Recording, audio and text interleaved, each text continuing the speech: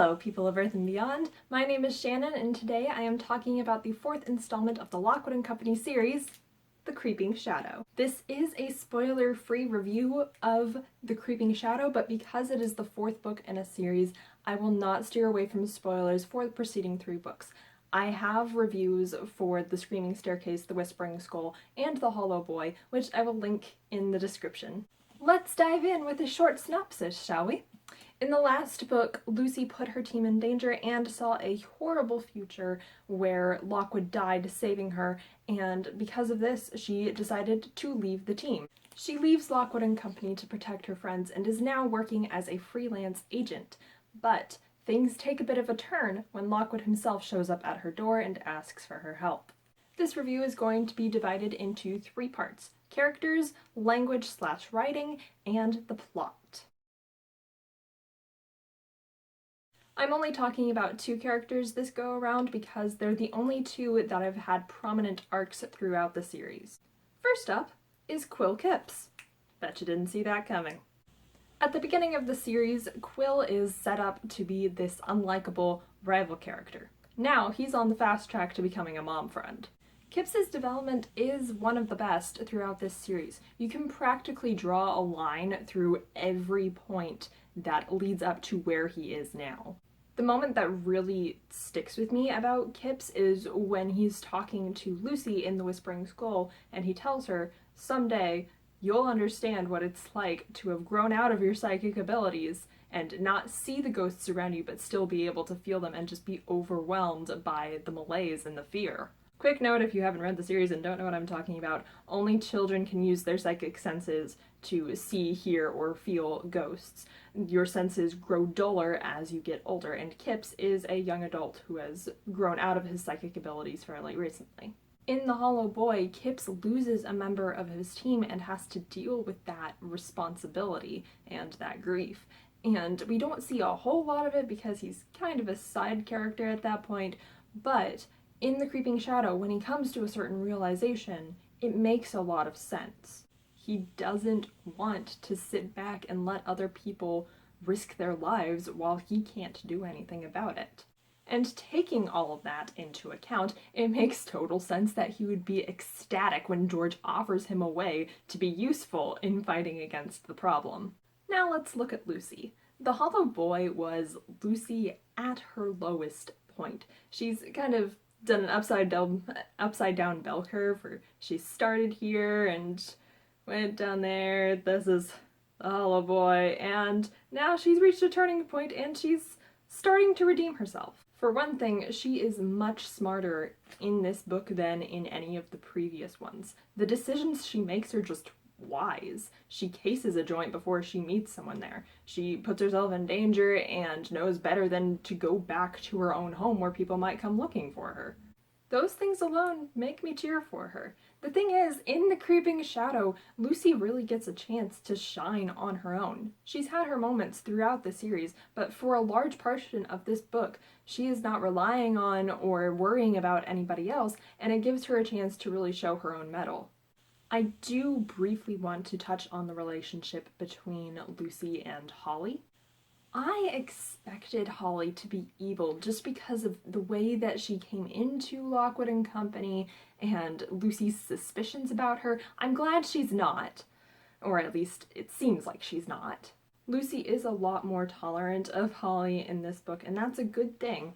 I just think that there's a little too much of Lucy patting herself on the back for their developing relationship. Like, there's too many times when Lucy says something along the lines of, "It was a testament to how far we had come that I didn't roll my eyes," or some such thing. And I just think that the actions should have spoken for themselves a little more often. Time for the obligatory appreciation of Jonathan Stroud's mastery of words.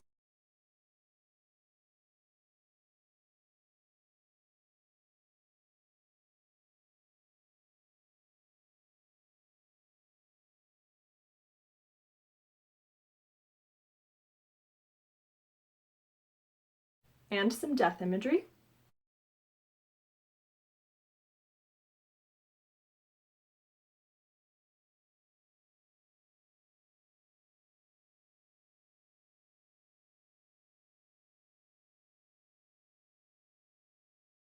And it pains me to bring up something that I noticed that I don't particularly like. If you've read any of Jonathan Stroud's work, you know that he is a master of description. But something I've noticed in Lockwood and Company in particular is that sometimes there will be dialogue with no tags, it's just dialogue and no action. Sections of dialogue with two people talking back and forth and nothing to ground the reader. This is called talking heads or floating heads, and it's especially annoying to readers like me who are super visual.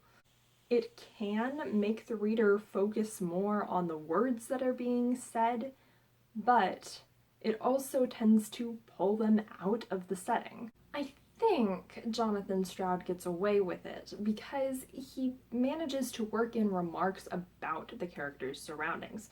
Pass me that cookie, George. Oh, don't cry, Holly. Things like that. The characters say little things that ground the reader back into the story. But that doesn't mean I didn't notice it.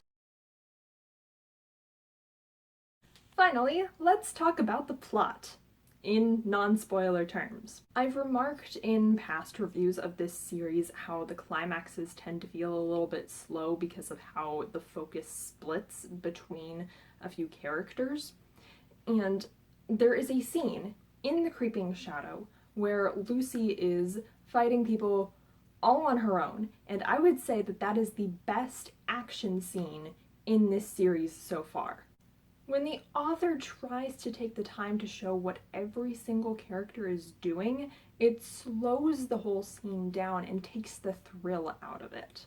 You start to feel like you're in the middle of a D&D campaign where theoretically every action would be taking 6 seconds, but your characters, your players, are taking a really long time to decide what they're going to do every single time. The climax of The Creeping Shadow suffers from this problem because when Lucy is rushing in, it stops following her and starts talking about what Lockwood is doing until she gets there.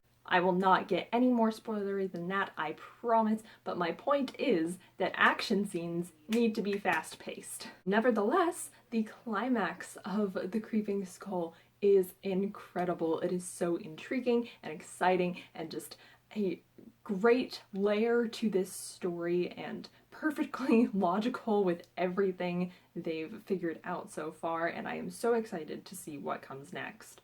And the bombshell that the skull drops on the reader at the very end is incredibly intriguing as well. I think this is the best book in the series so far. There are so many character relationships and choices and writing choices and plot choices that are just so exciting. And everything from the previous 3 books has coalesced beautifully, and I really hope that trend continues. Thank you so much for watching. If you're interested in my channel, hit the like and subscribe button, and I hope that you have a lovely day, a wonderful life, and that you live long and prosper.